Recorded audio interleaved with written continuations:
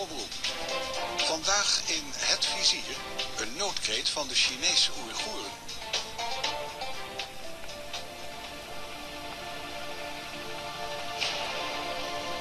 Over enkele dagen viert de Communistische Volksrepubliek China haar 60-jarig bestaan. Dat land is tegenwoordig een economische, politieke en militaire grootmacht. Het is ook 60 jaar geleden dat de regio Oost-Turkestan, het gebied waar de Oeigoeren wonen, bezet werd. Feest voor de een, rouw voor de ander.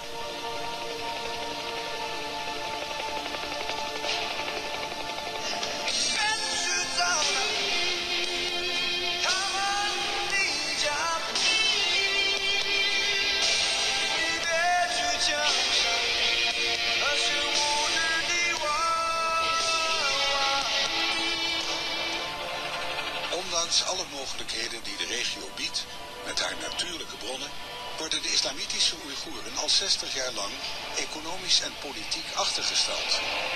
Vandaag de dag haalt China zijn belangrijkste energievoorraden hier vandaan, zoals olie en gas. Als gevolg van nucleaire proeven in de regio is de gemiddelde levensverwachting in het gebied lager dan in de rest van China. Volgens verschillende internationale geluiden is er sprake van een opmerkelijke verwaarlozing. De Oeigoerse gemeenschap is een vrij onbekende moslimgemeenschap in China. Maar sinds de rellen op 5 juli dit jaar is er wereldwijd aandacht voor de regio. Tijdens de onlusten kwamen honderden mensen om. Ook werden er velen gearresteerd. Sindsdien zijn er nog duizenden personen vermist. De afgelopen jaren zijn er Han-Chinezen vanuit andere gebieden opzettelijk naar de regio gehaald. Hierdoor zijn de etnische spanningen en protesten toegenomen. 60 yıldan beri Çin hükümetinin Uygur Türklerge qilgan basıqlarının zulümnin en chekki yetkenligi. Müşäge keldi xalq. Bizning Uygur Türkleride hazır 3 vaqt tamaqdan başqa, issiq jondan başqa hech narsa qolmadi. Parasini ep bo'ldi. Hamma ma'arifni ep bo'ldi.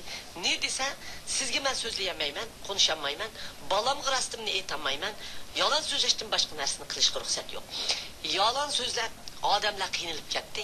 Hech chidamagandan keyin uningdan keyin yana bularni o'z makonidan yo'tkab Xitoy o'lkalariga oladi. Xitoy o'lkalariga olib u yerga borganda Guangdong, Shaogan deganda ularni so'qdi, urdi, o'ldirdi. Xitoy qonuni bo'yicha u jinoyatchilarni sudga tatmadi. Şimdi Doğu Türkistanlılar durum 5 Temmuz olaylarından sonra daha da kötü bir yöne gidiyorlar. Tutuklamalar hızıyla devam ediyorlar.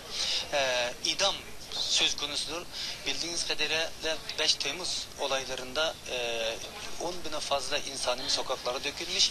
Bunlardan kaç tanesinin ölü olduğu, kaç tanesinin tutuklandığı, kaçının yaralı olduğu da belli değil. Onun için biz devamlı uluslararası kuruluşların bağımsız bir hayatın Doğu Türkistan giderek olayların incelenmesi, gerçek ölü sayısının kaç olduğu, kaç kişinin tutuklandığı, kaç kişinin de yaralı olduğunu bağımsız bir hayat tarafından incelenmesini arzu ediyoruz. İşte Çin hükümeti olaylardan sonra gizli olarak idamlar ettiği yönde haberler geliyorlar.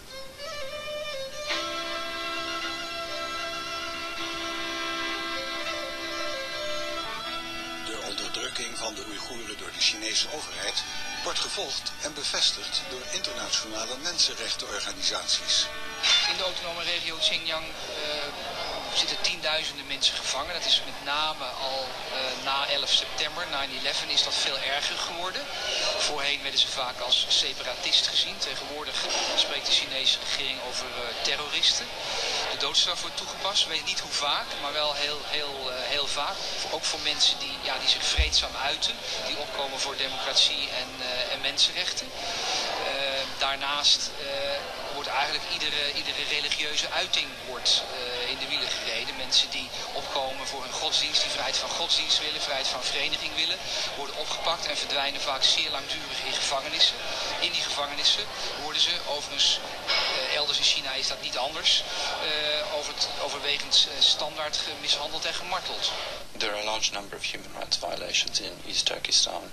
They range from the inability to learn Uyghur languages, the closure of mosques or the close supervision of mosques, the destruction of important cultural sites such as in Kashgar, freedom to travel, and the right for political demonstration. Rabia Hanım, Doğu Türkistan Milli Hareketi'nin lideri, Doğu Türkistan Uygurlarının anası ve Dünya Uygur Kurultayı'nın başkanı, aynı zamanda Nobel Barış Ödülü'ne 3 kere namzet gösterilmiş ve yine Norveç'teki Rafto Ödül, İnsan Hakları Ödülünü almış ve kendisinin hakkında kitaplar yazılmış büyük bir Türk hanımefendisi, büyük bir Türk kadını. Rabia Kadir was ooit een parlementslid in China. Na haar kritiek op het minderhedenbeleid van de Chinese regering, in het bijzijn van 4000 parlementsleden, veranderde alles in haar leven. Ze werd veroordeeld tot de doodstraf. Maar deze werd uiteindelijk omgezet naar 8 jaar gevangenisstraf.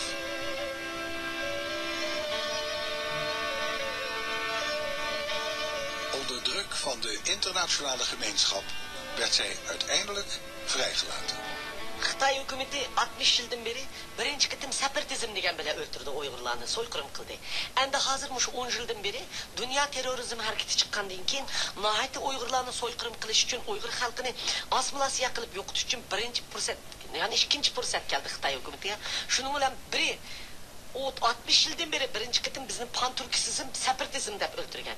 Endi hazır bizni pan-İslamizm, terörizm, separatist, 3 xil kuch deyapti. Hozir siz anlagansız Xitoyning tashviqoti propagandasida 3 xil kuch deydi. Endi hozir terrorizm dedi. Uyg'ur hech terrorizm emas. Uyg'ur xalqi tinchlikparvar. Biz dunyo Uyg'ur qurultaymi har qanday terrorizmga dunyo bilan birlikda qarshi biz. Bizning xalqimiz terrorizmmi emas, separatizmmi emas, yana bir nima emas.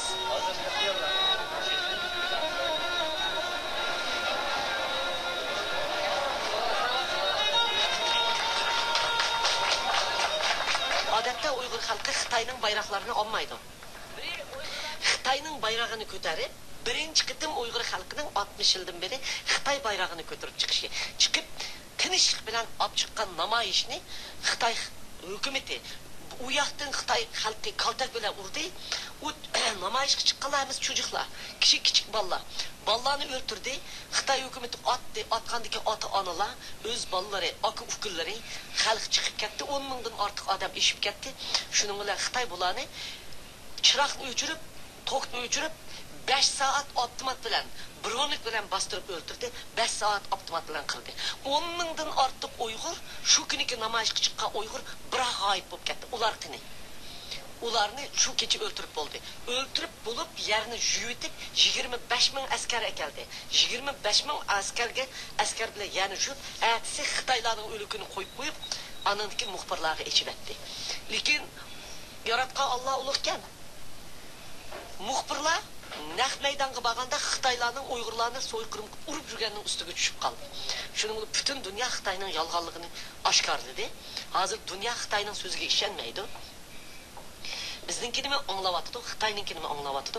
Xitoy Uyg'urlardan qo'rqmasa, dunyodan qo'rqmasa, nima uchun telefonni taqidi, nima uchun internetni taqidi, butun yani yasoq qilibdi. Dunyoning tashrigichi borganlarga